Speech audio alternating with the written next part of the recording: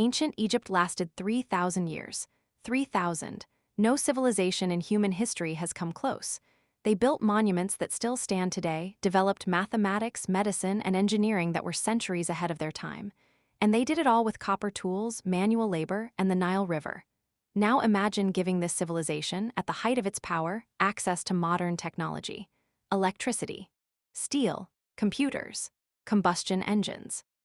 What happens when the longest-lasting empire in history gets a 5,000-year head start on the rest of the world? The Nile was already the source of Egypt's power. Every year it flooded, depositing rich soil that fed millions. But the floods were unpredictable. One bad year meant famine. One great year meant surplus. With modern dam technology, Egypt controls the Nile completely. No more floods, no more famine.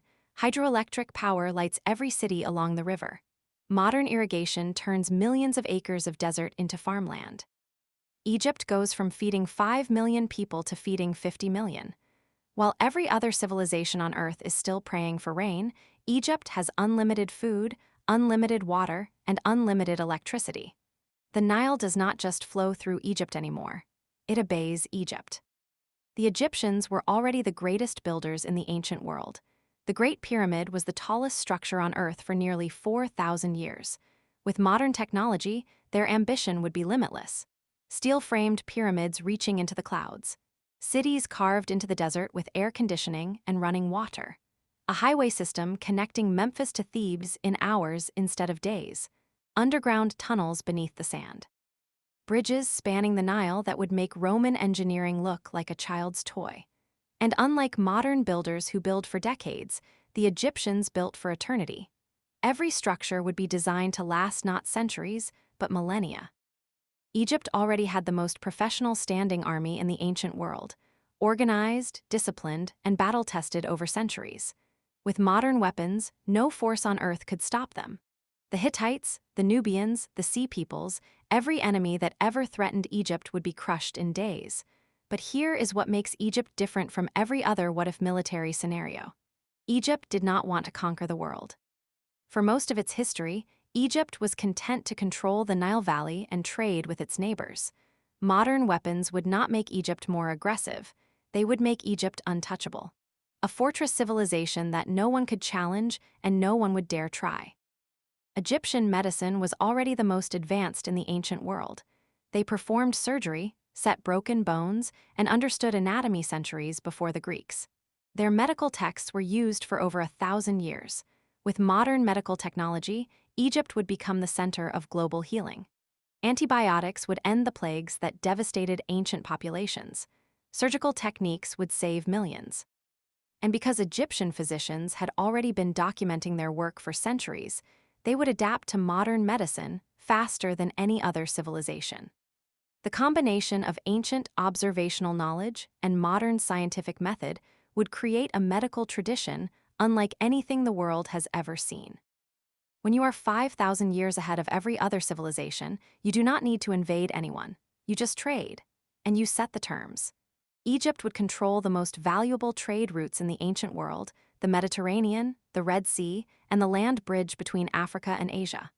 Every other civilization would depend on Egyptian goods, Egyptian technology, and Egyptian permission to trade. The pharaoh would not need an army to control the ancient world. He would just need to threaten to stop selling grain. Economic dominance is quieter than military conquest, but it lasts longer. But here is the problem no one considers. When you are thousands of years ahead of your neighbors, you are alone. No one can collaborate with you because no one understands what you are doing. Egyptian scientists cannot share ideas with Babylonian mathematicians because the gap is too wide. Greek philosophers who would have contributed brilliant ideas to human progress cannot contribute anything to a civilization that has already passed them by. Innovation slows down because there is no competition, no exchange of ideas, no rival civilization pushing you to be better. Egypt becomes the most advanced civilization on Earth, and also the most isolated. In this alternate world, there is no Roman Empire because Rome could never challenge Egypt. There is no Greek Golden Age because Athens exists in Egypt's shadow. There is no Persian Empire because Persia cannot compete economically or militarily. the entire trajectory of Western civilization changes. Democracy might never develop because there is no Athens to invent it. Christianity might never spread because there is no Roman Empire to carry it. The modern world as we know it simply does not exist. Instead, there is Egypt, eternal, powerful, and utterly dominant. A single civilization that controls human progress for millennia, for better and for worse. The real lesson of ancient Egypt is not about pyramids or pharaohs. It is about endurance. Every other great civilization, Rome, Greece, Persia, the Mongols, they burned bright and burned out. Egypt lasted 3,000 years because it was built on something no army can destroy and no technology can replace. Geography, culture, and the understanding that the greatest power is not the ability to conquer.